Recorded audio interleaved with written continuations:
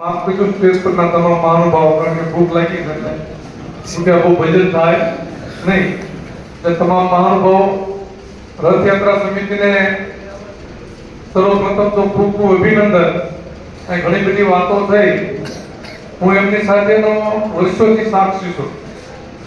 એ કરતા સ્વામીજી આ બધાના આશીર્વાદથી અને ખાસ કરીને કંઈક જવાબદારી મળી, પાર્ટી આપી, સરકારના ચેરમેન થયા, તો સત્તામાં આવ્યા પછી કંઈક સેવાકીય પ્રવૃત્તિ કરી, અમારો સ્વભાવ હતો. એટલે આ સમિતિ વચ્ચે અમારે બે ચાર વખત ચર્ચાઓ થઈ, પણ અમે કેમ્પ કરવી.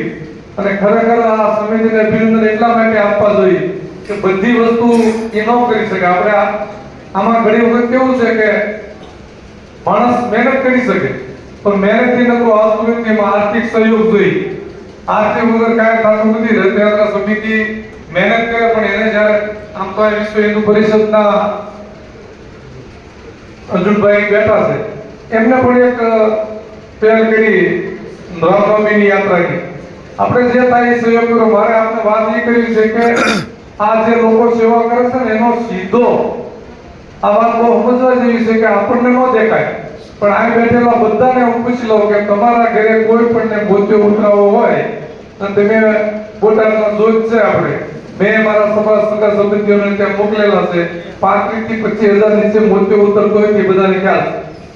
આવા 2,000 લોકોને આ રથયાત્રા સમિતિ અને અમારી મધુસૂદન ડેરીના ચેરમેન તરીકે મેં એમને સહયોગ કર્યો. એના 25,000 રૂપિયા લગે કરો તો 5 કરોડની સીધી લોકોને સહાય કરી. આ નાની વાત નથી, આપણને ધ્યાનમાં ન આવે. ઘણા લોકો આપણને એમ થાય કેમ્પ છે, પણ આ એક કેમ્પ નહીં, આમાં બ્લડ ડોનેશનના કેમ્પ, બીજા ઘણા બધા કેમ્પો. અને અમે પણ આ રથયાત્રા સમિતિ સિવાયના કેટલા લોકો સાથે અમારે દર વર્ષે હું પણ 2-4 કેમ્પો કરું. થોડું દામ બનાવ્યું છે, આ બધા રોડે નીકળો, તેમાં સંજયભાઈ બીજી કોઈ પ્રવૃત્તિ નથી, ઓનલી ફોર એક સેવાની ભાવનાથી ત્યાં પડ્યા જયંતિથી માંડીને મોહન ભગતથી બધા આવે છે. તો અમારે આખો દિવસ કેમ્પ ને એવું બધું આયોજન હોય.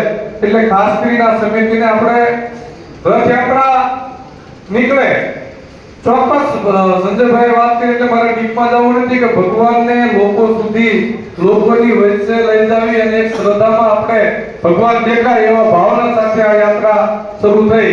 એ કરતાંય હિન્દુત્વના નાતે ઘણા બધા વિષયો છે, આપણે કલાકો સુધી એમની ઉપર બોલી શકાય, પણ મારે એટલું ચોક્કસ કહેવું છે કે આ સમિતિએ ફક્ત ને ફક્ત હિન્દુત્વને કે ધર્મને સીમિત રાખ્યા સિવાય માનવમાં જે સંજયભાઈ વાત કરી ને એ વાત અહીં લાગુ પડે છે કે જે આ સેવાનું કાર્ય છે ને એ માનવમાં દરિદ્ર નારાયણ આપણે રમેશને માટે બધા લોકો બે જ વસ્તુ સેવા થાય.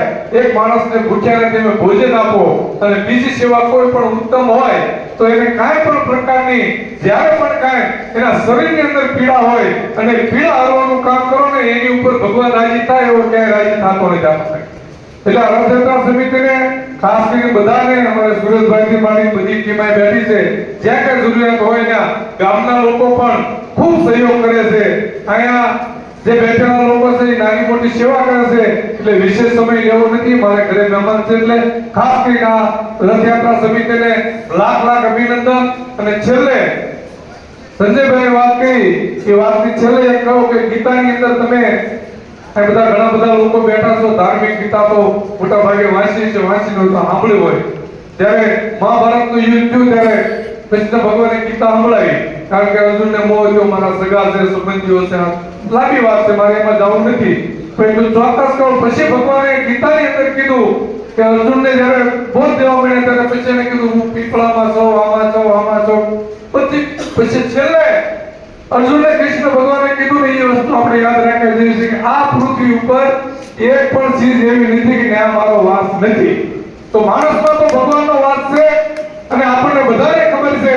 અને એને છેલ્લું ઉદાહરણ આપને આપી દઉં કે તમારી અંદર રામચંદ્રજી ભગવાન બિરાજમાન છે, તમારી અંદર ગોપીનાથજી મહારાજ બિરાજમાન છે, તમારી અંદર માતાજી બિરાજમાન છે. એનો જીવતો જાણતો નમૂનો હોય તો દિવસની અંદર 25 વખત તમને અનુભવ થાય, પણ તમને ખબર નથી. તમે ક્ષત્રિયના દીકરા હો, તમે પટેલના દીકરા હો, કે કોઈ પણ જ્ઞાતિમાં જન્મ લીધો હોય, તમે દારૂ પીવાનો વિચાર કરો ને એટલે એક વખત અંદરથી ના પાડે કે તારે આ ન કરાય, તારા છોકરા નાના છે, એ ના પાડે છે ને ઈ ભગવાન.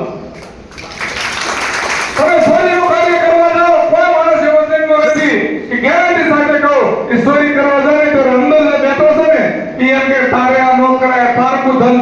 એને આપણે ગામતા નથી. બીજી વાત છે એ સંજયભાઈ કીધું ને ઈ ભગવાન આપણને બેઠો ઈ છે ને વધારે વાત કરું કે તમે બેઠા છો ને તો અંદર બધા વાતો કરે છે, તમારું મન ક્યાંક ને ક્યાંક ભયમાં કરે છે, અંદર વાત કરો છો ને એ જ ઈશ્વર છે.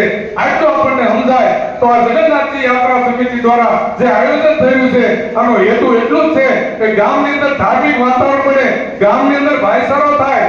ભાઈ કેમ કીધું લાગણભાઈ મુસ્લિમ સમાજ પણ આમાં જોડે છે. આ ગામની અંદર એકતા કરતા એટલે ધર્મની ભાવના જાગે અને ભગવાનની પ્રત્યે સૌ સમગ્ર સમાજને એમાં લાગણી થાય. આવા હેતુ થાય આ યાત્રા નીકળશે ત્યારે વિશેષ સમય નહીં લેતા સંજયભાઈએ ઉલ્લેખ કર્યો એમ ભગવાન તો આપણે ચોક્કસ શ્રદ્ધા છે બધી જગ્યાએ જ્યાં કઈ મંદિરો છે એમાં ભગવાન બેઠો છે, પણ માણસમાં આપણે ભગવાન દેખાય એવી જે કમિટી છે એને માણસમાં દરેક મનુષ્યમાં ભગવાન દેખાય છે. એટલા માટે આ દરિદ્ર નારાયણની લોકોની સેવાના કાર્ય ઉપાડ્યા છે. ખૂબ ખૂબ અભિનંદન, લાખ લાખ અભિનંદન. જય વડોવાળા, જય માતા. ખૂબ ખૂબ આભાર ભોળાભાઈએ ખૂબ હૃદયસ્પર્શી વાત કરી. આપણે રથયાત્રા સમિતિ દ્વારા મેડિકલના તમામ સાધનો વસાવ્યા છે અને એમાં પલંગ છે, ગાડલા છે, વ્હીલચેર છે, વોકર છે, બેટરી ચેર છે, ઓક્સિજનના મશીન છે, બધા જ હવાના ગાડલા છે, ઇલેક્ટ્રિક ચેર છે, વ્હીલચેર છે. આમાંથી જે કોઈ